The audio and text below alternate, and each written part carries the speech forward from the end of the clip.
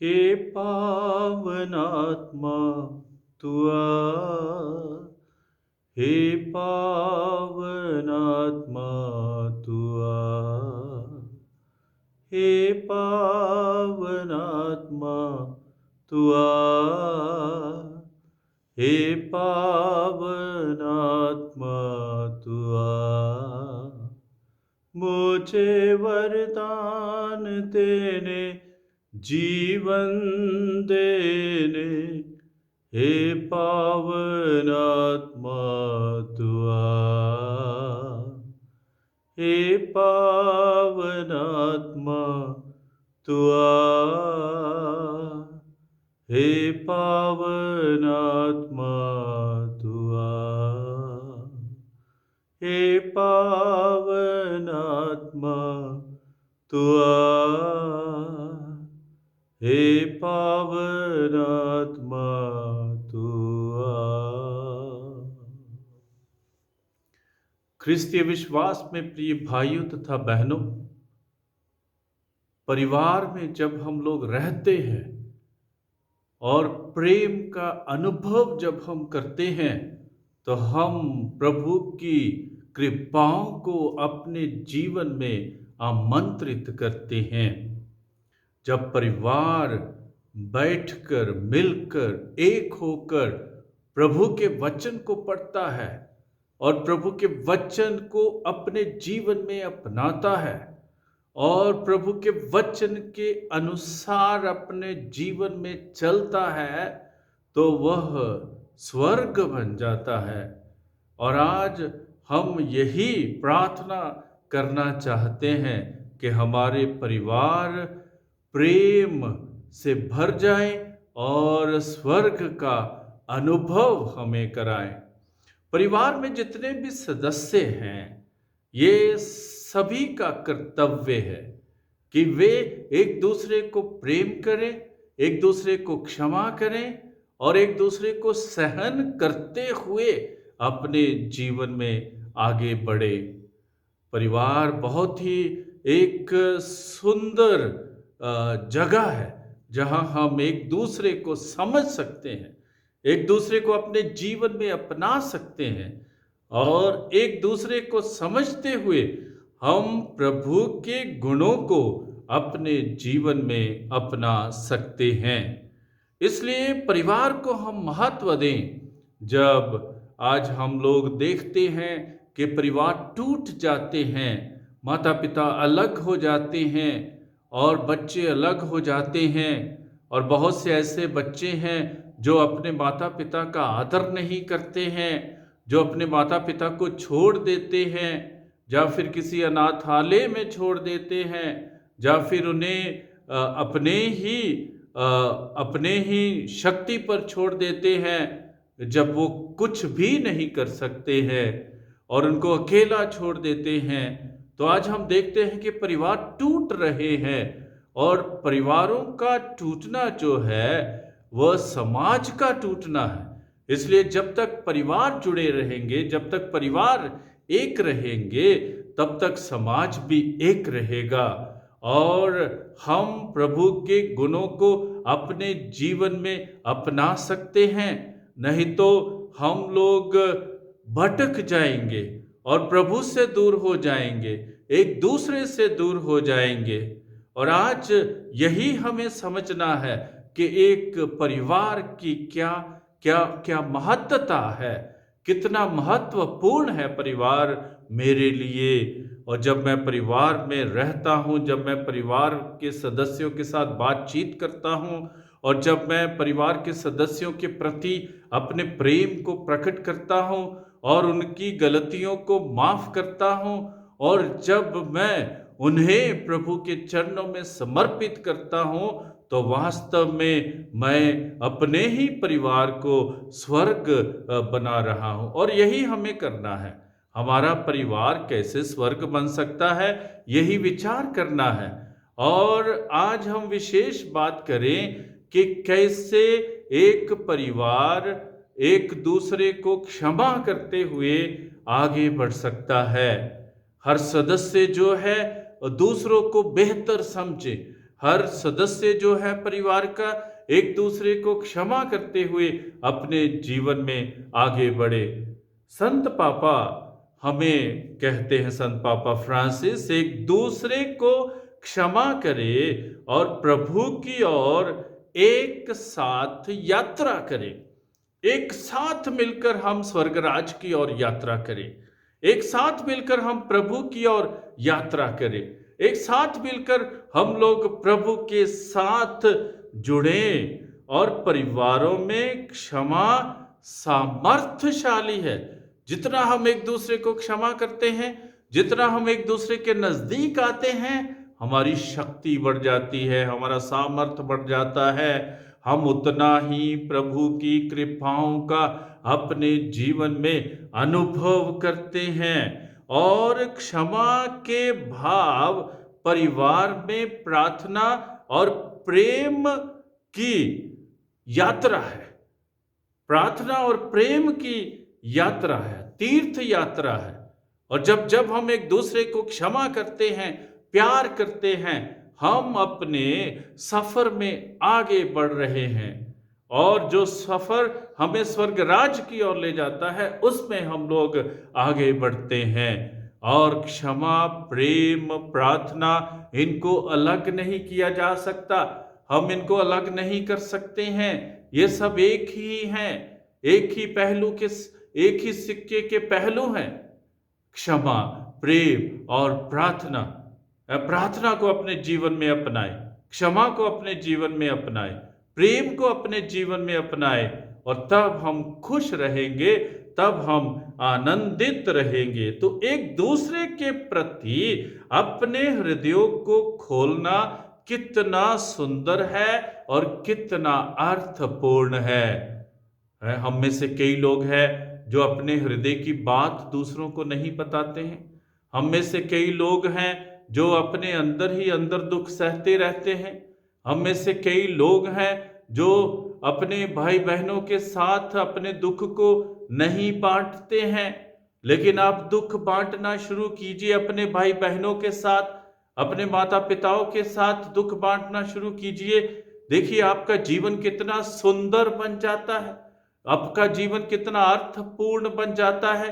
और आप अपने अपने जीवन में ये समझना शुरू करते हैं कि मुझे समझने के लिए कोई है, और मुझे मेरा मार्गदर्शन करने के लिए कोई है, मेरे इस तीर्थ यात्रा में मेरे साथ चलने के लिए कोई है। तो इसलिए हम क्षमा करें, प्रेम करें और प्रार्थना करें, और अपने दुख सुख को अपने परिवार के सदस्यों के साथ बांटें। और जब हम परिवार के साथ अपने दुख सुख को बांटते हैं, तो हम वास्तव में प्रभु को अपने जीवन में आमंत्रित करते हैं, और हमारा जीवन प्रभुमय हो जाता है। और एक दूसरे से कुछ भी ना छिपाएं। हम एक दूसरे से बातचीत करें, परिवार के रूप में बैठकर हम लोग एक दूसरे के साथ बातचीत करें, एक दूसरे से कुछ भी हम लोग ना छिपाएं। और यही ख्रिस्तीय शिक्षा है कि हम एक दूसरे के साथ बातचीत करें, एक दूसरे के साथ मेल मिलाप रखें, शांतिपूर्ण जीवन हम एक दूसरे के साथ बिताएं। यही ख्रिस्तीय शिक्षा है। जो क्षमा नहीं करता है वो ख्रिस्तीय मार्ग पर नहीं चल सकता है। जो क्षमा नहीं करता है वह प्रभु के अनुकूल अपने जीवन को नहीं बना सकता है। और जो क्षमा नहीं करता है वो प्रभु के वचन को अपने जीवन में पूरा नहीं कर सकता है। तो इसी कारण एक सक्षम और मजबूत परिवार का निर्माण होता है। जब हम एक दूसरे को प्रेम करते हैं, एक दूसरे के लिए प्रार्थना करते हैं, जब हम वचन को एक साथ पढ़ते हैं, जब हम एक दूसरे से कुछ भी नहीं छिपाते हैं, जब हम अपने दुख सुख को एक दूसरे के साथ बांटते हैं, तो हम अपने परिवार को एक सक्षम और मजबूत परिवार के रूप में निर्माण होता हुआ देखते हैं। और ये बहुत जरूरी है, यह बहुत जरूरी है। हमारा परिवार एक सक्षम और मजबूत परिवार बने, यही हमारी कामना होनी चाहिए और यही हमारी कोशिश होनी चाहिए, यही हमारा प्रयास होना चाहिए कि हम अपने परिवार को एक मजबूत, एक दृढ़ और एक सक्षम परिवार बना सके। और जहाँ प्रेम है वहीं समझदारी है और वहीं क्षमा है। जब प्रेम है समझदारी भी है, क्षमा भी है। जब प्रार्थना है, एकजुटता है, मेल मिलाप है और शांतिपूर्ण हम अपने जीवन को बिताते हैं। एक दूसरे से प्रेम करें, यही ख्रिस्तीय सार है। प्रभु यीशु हमें बार बार बताते एक दूसरे से प्रेम करें, एक दूसरे को क्षमा करें, जैसे हम एक दूसरे को क्षमा करते हैं। थोड़ी आगे जाकर हम देखेंगे वचन से कि वचन में क्या लिखा है, क्षमा के बारे में, परिवारों के बारे में वचन में क्या लिखा है और उस वचन को हम कैसे अपने जीवन में अपना सकते हैं, उस वचन को कैसे हम दूसरों तक भी पहुंचा सकते हैं और कैसे हम अपने जीवन को उस वचन के माध्यम से सक्षम बना सकते हैं, सामर्थ्यशाली बना सकते हैं, शक्तिशाली बना सकते हैं। कैसे हम लोग अपने जीवन को एक सकारात्मक दिशा दे सकते हैं जब हम एक दूसरे को क्षमा करते हैं, जब हम एक दूसरे से प्यार करते हैं और जब हम प्रभु के वचन को अपने जीवन में अपनाते हैं। और जब हम प्रभु के वचन को अपने जीवन में अपनाते हैं तो हमारा परिवार सही में प्रभु के रास्ते पर चल रहा है, हमारा परिवार वचन के रास्ते पर चल रहा है, हमारा परिवार उस स्वर्ग राज्य की ओर अपनी यात्रा को जारी रख रहा है जो हमारे लिए शुरू से ही तैयार किया गया है। जब हम क्षमा करते हैं हम अपने जीवन में आनंद का अनुभव करते हैं, आनंदित होते हैं।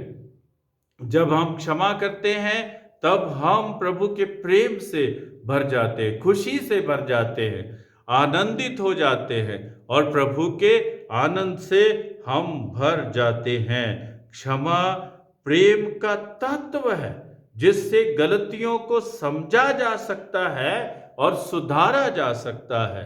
कैसे हम गलतियों को समझेंगे, कैसे हम गलतियों को सुधारेंगे? जब तक हम प्रेम नहीं करते हैं, जब तक हम क्षमा नहीं करते हैं। और जब हम क्षमा करते हैं, जब हम प्रेम करते हैं, एक दूसरे से प्यार करते हैं, तो तभी तो हम अपनी गलतियों को, दूसरों की गलतियों को समझ सकते हैं और उनको सुधार भी सकते हैं। जब हम क्षमा ही नहीं करेंगे, प्रेम नहीं करेंगे, तो कैसे हम गलतियों को भी समझ सकेंगे, कैसे हम सुधार सकेंगे? हम तो दूसरों को जो है दंड आज्ञा ही देते रहेंगे कि ये ऐसा है, वो वैसा है, और दूसरों की निंदा करते रहेंगे जब तक हम लोग क्षमा नहीं करते हैं। और जब क्षमा करते हम दूसरों की गलतियों को समझते हैं और उनको सुधारने के लिए भी प्रेरित करते हैं। इसलिए क्षमा का हमारे जीवन में बहुत ही महत्व है। हम कितने निसहाय होते यदि प्रभु हमें क्षमा नहीं करते। हालेलुया। हम कितने निसहाय होते। क्या लिखा है? जब हम पापी ही थे, वचन में लिखा है जब हम पापी ही थे तो प्रभु हमारे लिए मर गए। प्रभु ने हमारे लिए क्रूस उठा लिया, प्रभु हमारे लिए क्रूस पर चढ़ गए, प्रभु हमारे लिए क्रूस पर मर गए जब हम पापी ही थे।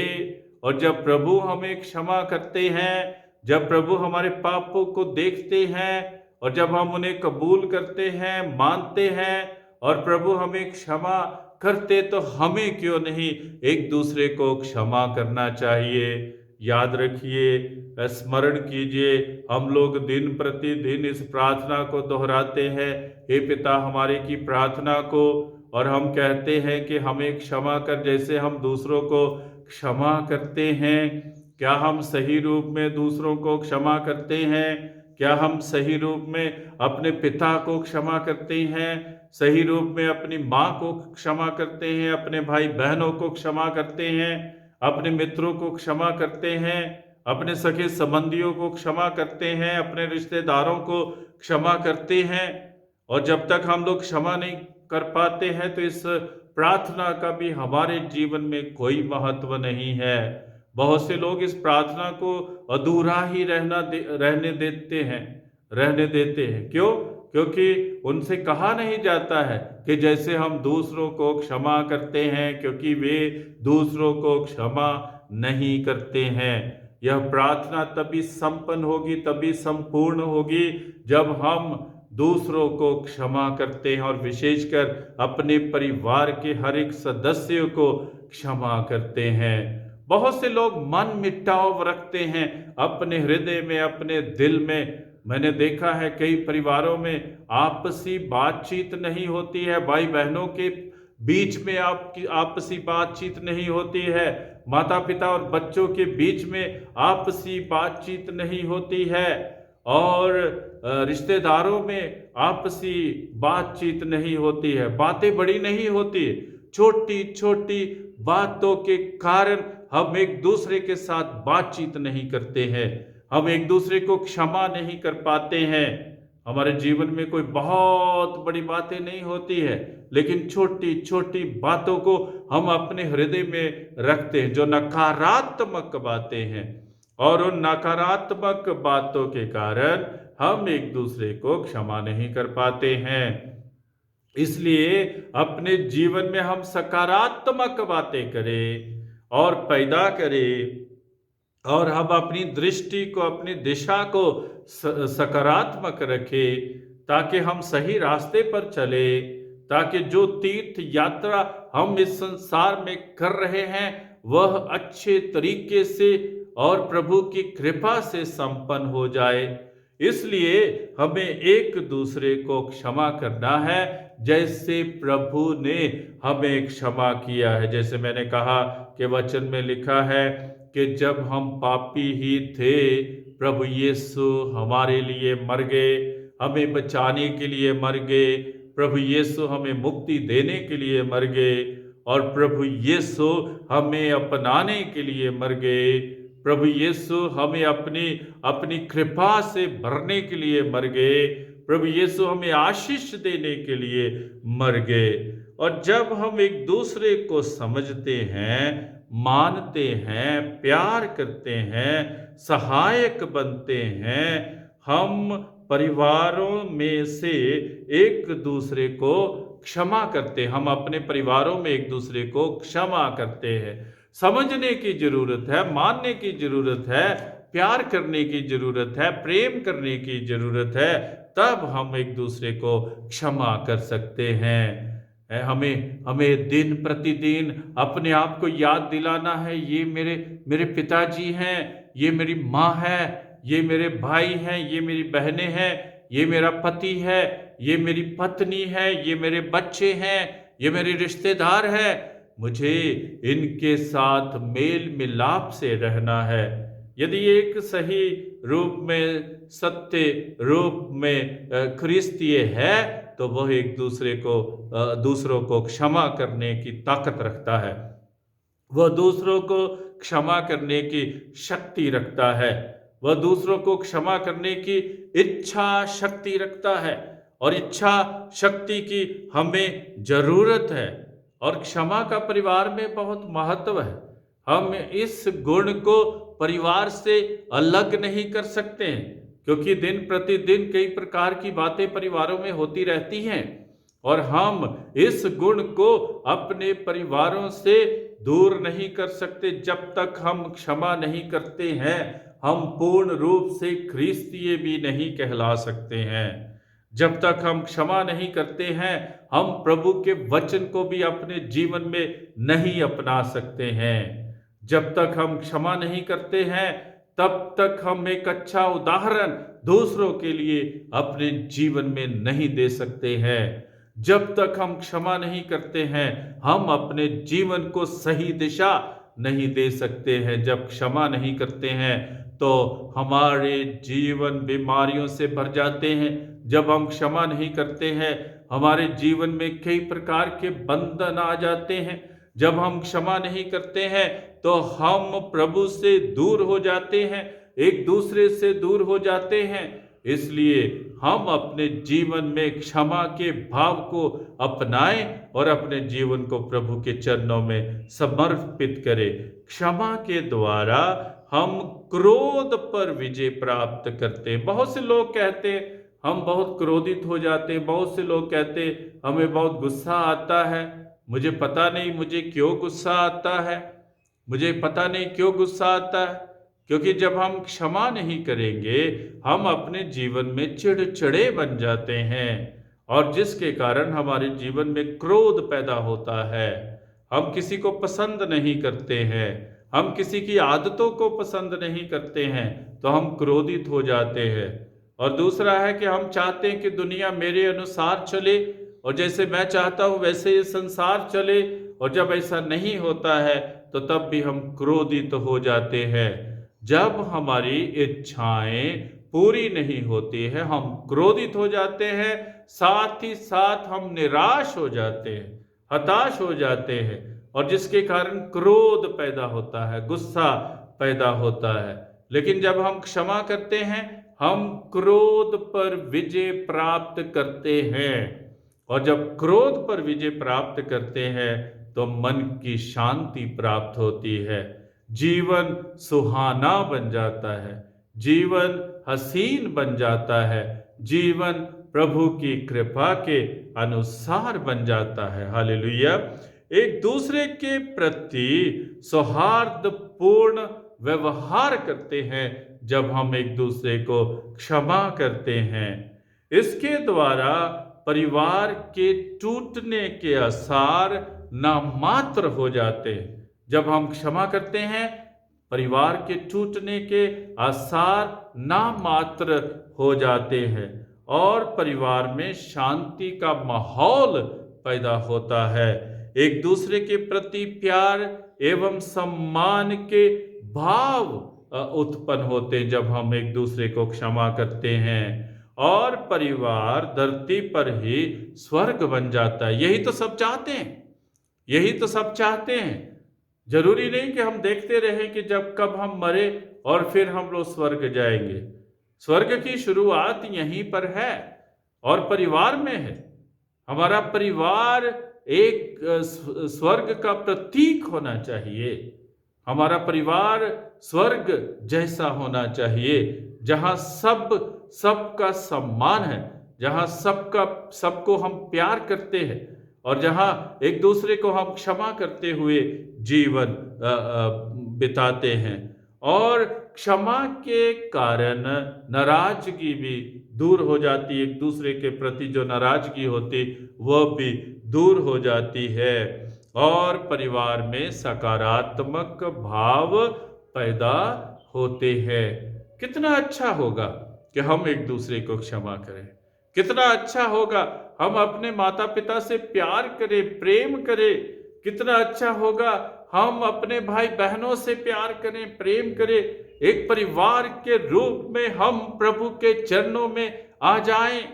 कितना अच्छा होगा हम मिलजुल कर प्रार्थना करें, वचन पढ़ें और एक दूसरे की सराहना करें, प्रशंसा करें, एक दूसरे का प्रोत्साहन करें, ताकि परिवार प्रभु की राहों पर चलता रहे, ताकि परिवार प्रभु के वचन के अनुसार चलता रहे, ताकि परिवार कभी भी प्रभु की राहों से भटक ना जाए। इसलिए हमें क्षमा करना चाहिए। वचन क्या कहता है? वचन क्या कहता है? सूक्ति ग्रंथ 17 अध्याय 17 वाक्य में हम पढ़ते हैं, मित्र सब समय प्रेम निभाता है, भाई विपत्ति के दिन के लिए जन्म लेता है। हालेलुया। भाई जो है विपत्ति में आपका साथ देता है, भाई जो है आपके साथ साथ चलता है। मित्र आपको प्रेम करता है, सही है, सही है, लेकिन भाई विपत्ति के दिन के लिए पैदा हुआ है। जब आप विपत्ति में हैं तो केवल भाई आपकी सहायता करता है। ये वचन हमें बता रहा है। निर्गमन ग्रंथ में हम पढ़ते हैं 20 अध्याय 12 वाक्य में अपने माता पिता का आदर करो। थोड़ा हम देखें, क्या हम अपने माता पिता का आदर करते हैं कि या फिर इंतजार कर रहे हैं कब और बुजुर्ग हों और हम किसी अनाथालय में इन्हें छोड़ आएं, कहीं पर छोड़ आएं, हम इनके साथ नहीं रह सकते हैं। कई लोग हैं ऐसे जो कहते कि हम इनके साथ नहीं रह सकते हैं। उन्हीं के घर से उन्हीं को निकाल दिया जाता है जो उनकी मेहनत से बना हुआ है, जो उनके परिश्रम से बना हुआ है। उन्हीं के घर से उन्हीं को निकाल दिया जाता है और बेटा और बहू और आगे बच्चे जो है उसके मालिक बनकर बैठ जाते हैं। कितनी दुखपूर्ण बात है।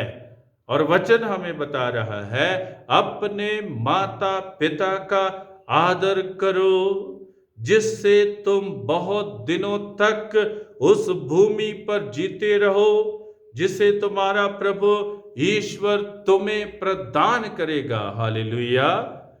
आशीष मिलेगी। जब हम माता पिता से प्रेम रखते हैं हमें आशीष मिलती है।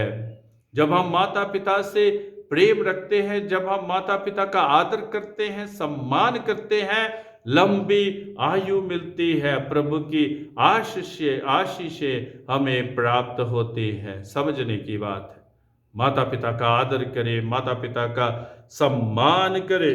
अफेसियों के नाम पत्र में हम लोग पढ़ते हैं 6 अध्याय 4 वाक्य में, पिता अपने बच्चों को ना खिजाया करें बल्कि प्रभु के अनुरूप शिक्षा और उपदेश द्वारा उनका पालन पोषण करें। हालेलुया। पिता अपने बच्चों को समझे, पिता अपने बच्चों की भलाई के लिए कार्य करे। जैसे पिता ईश्वर हमें शिक्षा देते हैं वैसे हमारा पिता भी हमें शिक्षा दे। यही अफेसियों के नाम हम जो पत्र है उसमें पढ़ते हैं कि पिता अपने बच्चों को ना खिजाया करे लेकिन उनका प्रोत्साहन करे और उनकी प्रशंसा करे। जब वे अच्छा करते हैं उनकी प्रशंसा करे, उनसे प्रेम रखे। और जैसे पिता ईश्वर शिक्षा देते हैं वैसे ही बच्चों को शिक्षा दे और उस शिक्षा के अनुसार बच्चे चले, इसके लिए भी उनके सहायक बने। स्तोत्र ग्रंथ 133 एक वाक्य में हम पढ़ते हैं, ओ भाइयों का एक साथ रहना कितना भला है, कितना सुखद है। हालेलुया। भाइयों का एक साथ रहना, भाई बहनों का एक साथ रहना कितना भला है, कितना सुखद है।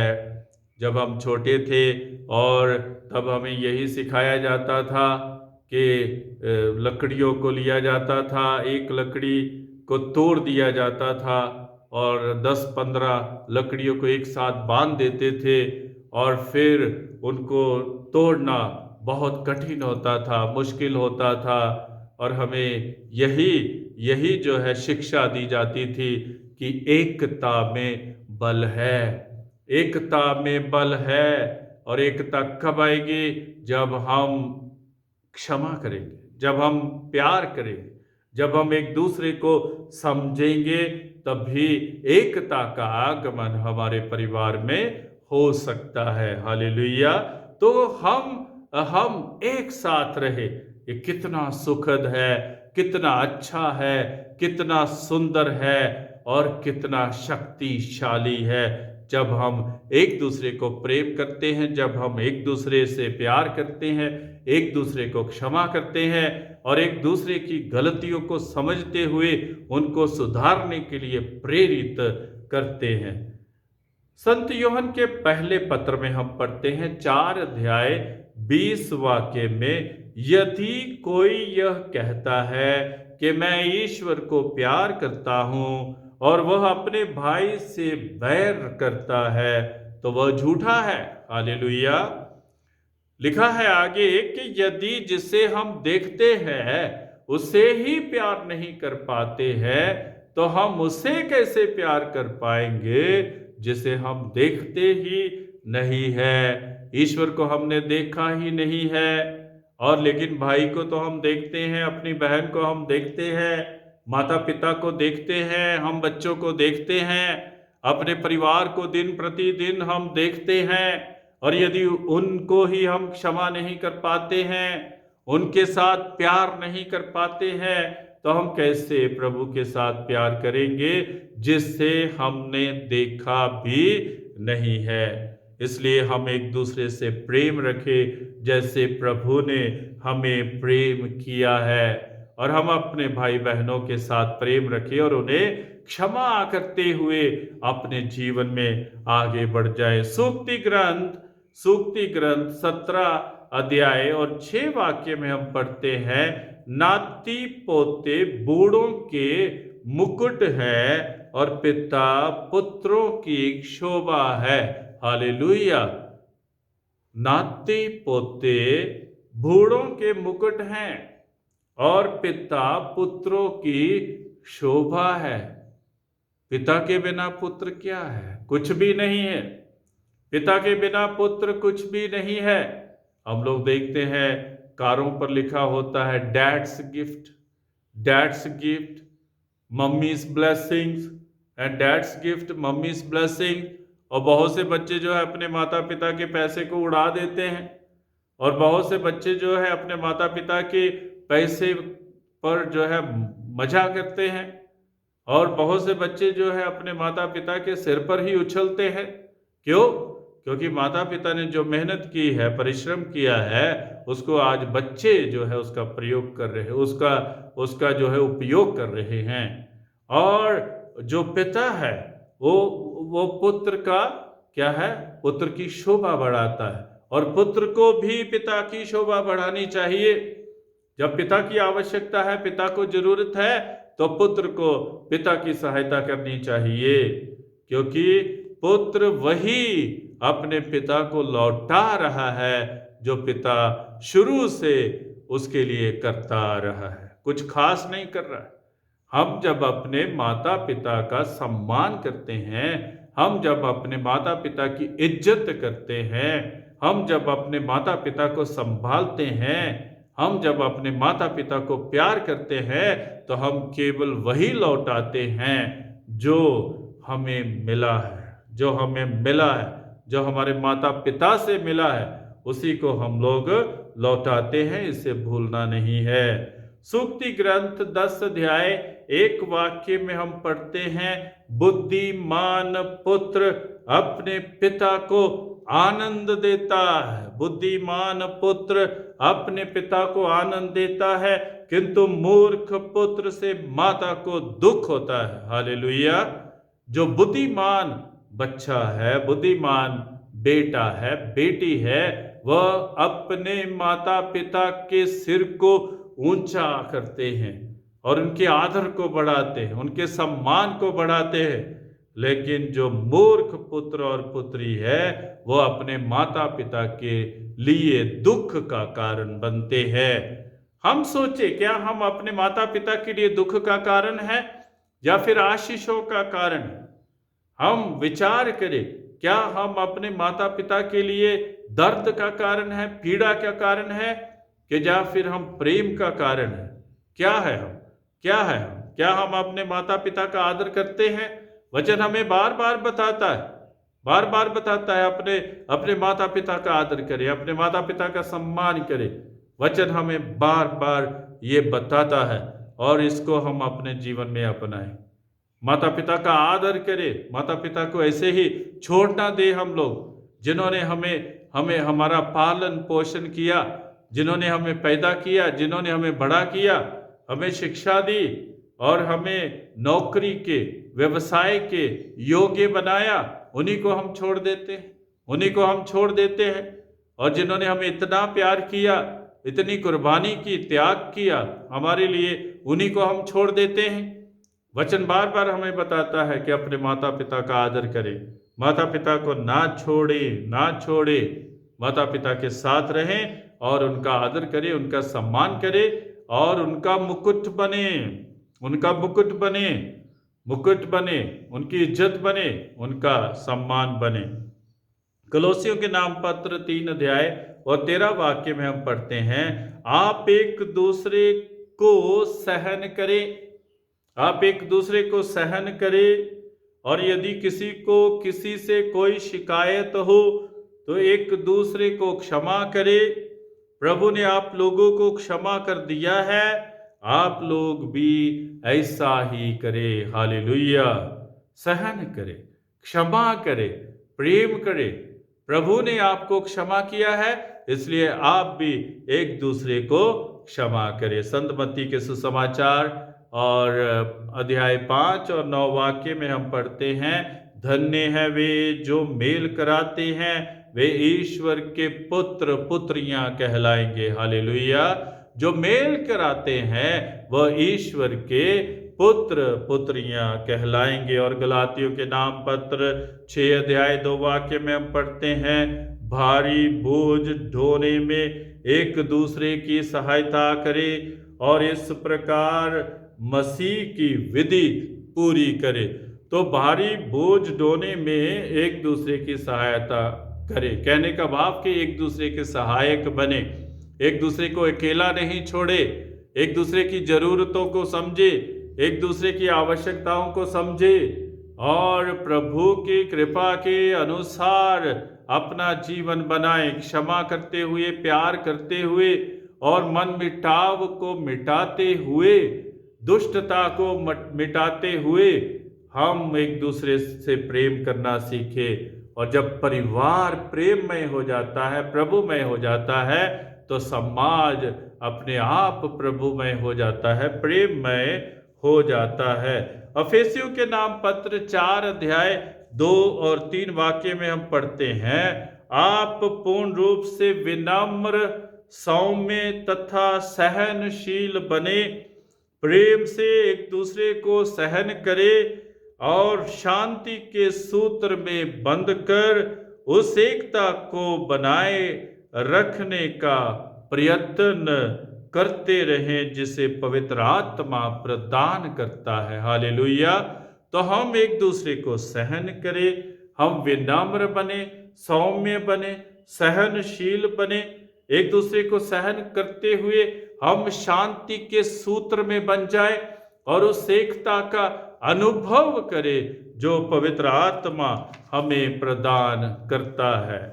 रोमियो के नाम पत्र 12 अध्याय 18 वाक्य में हम पढ़ते हैं, जहां तक हो सके अपनी ओर से सबके साथ मेल मिलाप बनाए रखे। तो हमें मेल मिलाप बनाए रखने का ही संदेश दिया जा रहा है। जाते जाते एक छोटी सी कहानी मैं बोलना चाहूँगा। मैं पढ़ रहा था कि बड़ा भाई और छोटा भाई बहुत प्रेम से रहते थे और उनमें एक दिन मन मिटाव हो गया, छोटी सी बात से बहुत बड़ी बात बन गई और उन्होंने एक दूसरे के साथ बोलना बंद कर दिया और उन्होंने जो है एक दूसरे की जो ज़मीन थी वो भी बांट ली, अलग अलग कर ली, एक दूसरे से अलग हो गए और उसके बीच में एक फेंस की आवश्यकता थी। तो एक दिन एक कारपेंटर, एक बढ़ई जो है वो वहाँ पर आता है और बड़े भाई के पास जाता है और बोलता है कि मुझे कुछ काम दीजिए। और उसने कहा, हाँ मेरे पास तुम्हारे लिए कुछ काम है। और वहाँ पर जो देख रहे हो बीच में एक पड़ाव, वहाँ पर मुझे 10-12 फुट ऊंची जो है दीवार की आवश्यकता है, फेंस की आवश्यकता है। तो वो चला गया वहाँ पर, लेकिन दूसरे दिन जब जो भाई था वो देखने गया तो वहाँ पर इतनी ऊंची फेंस नहीं थी, लेकिन एक पुल बना हुआ था, एक ब्रिज बना हुआ था। और इधर से बड़ा भाई देखता है और उस तरफ से छोटा भाई भी देखता है और छोटा भाई इतना खुश हो गया, उसको नहीं मालूम था कि ये बढ़ई ने किया है। वो उस पुल के माध्यम से आकर और अपने बड़े भाई को गले से लगाता है कि आप कितने अच्छे हैं, आप कितने अच्छे हैं। और जब हम एक दूसरे को क्षमा करते हैं, शांति का अनुभव होता है, प्रेम का अनुभव होता है और दोनों उस समय के बाद मिलजुल कर रहने लगे। हम भी मिलजुल कर रहे। एक दूसरे के प्रति प्रेम के भाव रखें, क्षमा के भाव रखें और अपने परिवार को स्वर्ग बनाएं। प्रभु आप लोगों को आशीष प्रदान